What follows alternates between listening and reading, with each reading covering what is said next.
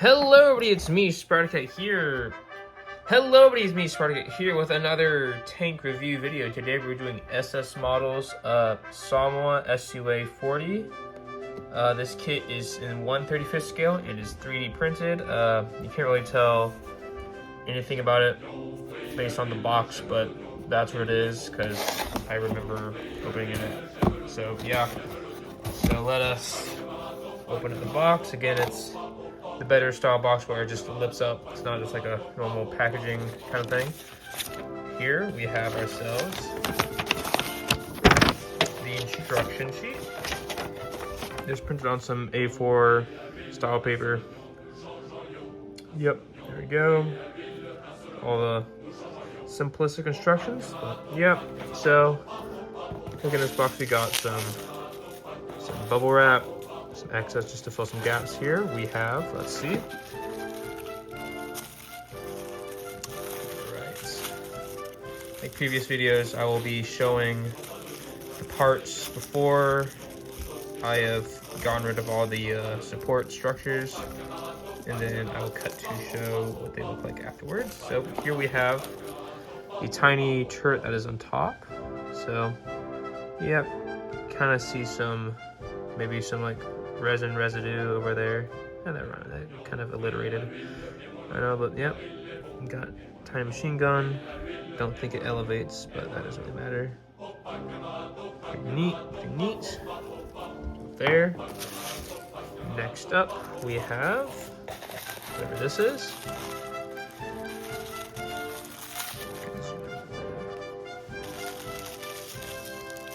Here we have the gun barrel.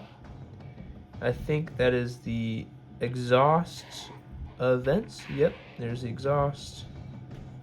And the I'm not exactly sure what the caliber of this gun is, but it is pretty,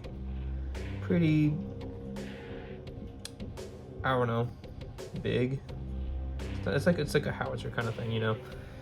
And here we have some of the lights, horns, tow hooks, a hitch.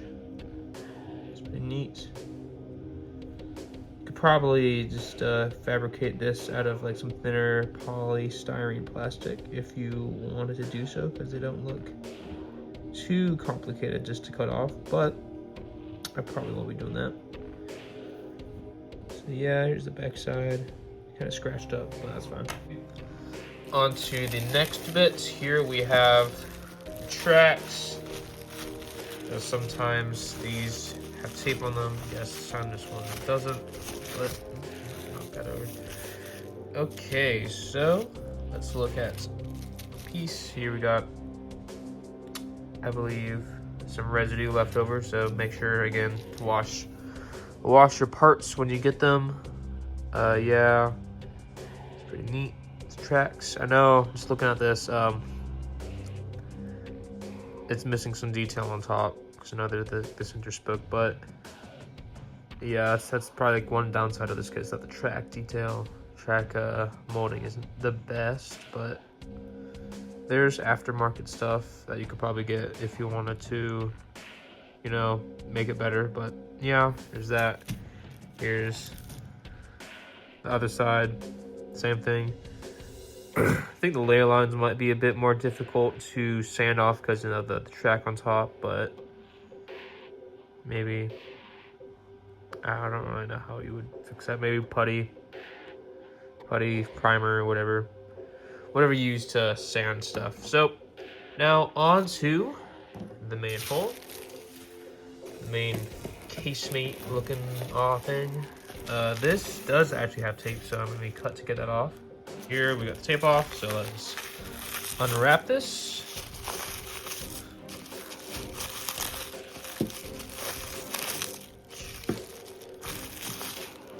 Okay.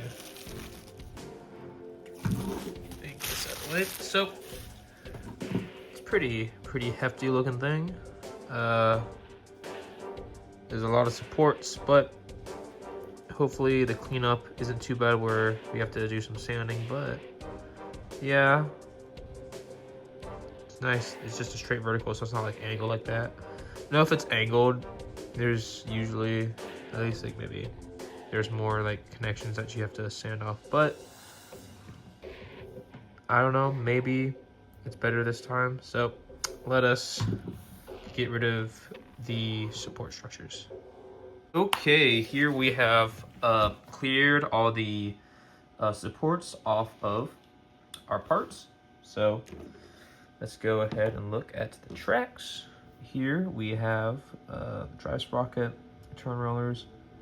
You kind of see there's layer lines on the curves there, which I feel like, I don't know, might be a little bit hard to sand off just because of the presence of the top track, but oh, there's a little sprue still left on there. Yeah, so that at least you don't have to like have any supports on the front, so the back sides, all the stuff that's gonna be hidden. So I mean, you might be able to see some of the sprue stuff on the idler wheel there, but it's not gonna be as fun.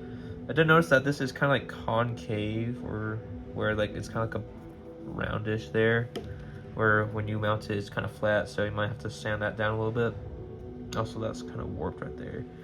But yeah, some pretty nice detail, not too much. The wheels are just kind of like floating there. Like, I don't really know how they're supposed to be attached on the actual sawmill, but they're there. They're just kind of like floating. But anyways, yeah, we get a mirrored side. I did kind of break a thing there, but it's not too bad since I can just super glue that back. Here we have the main gun, which I've shown before. It's got some points there. Yeah, I'm not sure if that hole needs to be resized or not, but yeah. Here we have the exhaust. Layer lines are not too bad on this. I think because it was printed like this, not like that, so yeah. All right, you see the vents there. So now let's look at our mini turret commander's area. See that there. I know there's some weird bending of the hooks there. I'm not sure if that's intentional or not, but it's something that's there. Like, they're different. They're a lot thinner and like they're bent for some reason, but yeah. Machine gun. Yeah, here's the inside. Yep. Yeah. All right. Here we have the hitch. Ooh, where did that go? There it is. Yeah, just a standard sawmill hitch. I think I have a replacement from a Tamiya one, so I could replace if I want to, but I'm not going to probably. But here's the headlight again. You see the layer lines. Like I said, you could probably just like break off this and then bend this curve with like some photo edge or like some thin polystyrene plastic sheet if you want to get the detail a little bit more thin. Here we have our horn. It's got a nice plate for you to glue it on, which is convenient. Cool. We got one of several toe hooks. This one I believe is flat. So I know there's one that's curved. I think this one's curved. Yeah, you kind of see how it has a slight curve to it. So be careful when you're gluing that you distinguish between the two. Here we have, I'm not exactly sure what this is, but it's a thing. And here we have our antennas, which are square for some reason. I'm not sure if that's supposed to be like that, but I'll probably just replace. They don't even fit into the holes that they provide, so these don't even like actually work. So I might as well just like replace it with some like stretched polystyrene sprue. So yep. Now a final look at the actual hole. Got some maintenance hatches. I like how they molded the detail of the wire from the antenna into the mount there. You can kind of see there are some very exaggerated layer lines on the top of this. I mean, the front, I don't know why I said top, but yeah. There's a hole for the main gun. Some more lines. I did see there is some like meshy, like squishy, like not solidified stuff there. So again, make sure you have cured this fully before you start assembly. And also, there's some weird like scarring on the side. I don't know how that happened, but it did. I mean, it looks kind of cool. Probably be able to fill it up with some like putty or something, but yeah. The back with all the welts, which you can fill with super glue. There's more stuff there. So yeah. Bottom is just kind of flat. Fenders are somewhat thin, or somewhat thick, but not as thick as other ones. So if you want to thin them out, you can. But yeah, it looks like a pretty, pretty simple one to make. There's not as many pieces as other stuff, and the cleanup was not too bad. Just make sure you soak it in warm water to loosen up the resin a little bit and cure it. So yep. Okay, onto the instructions. So let's see. Gosh, I don't know if I showed this earlier, but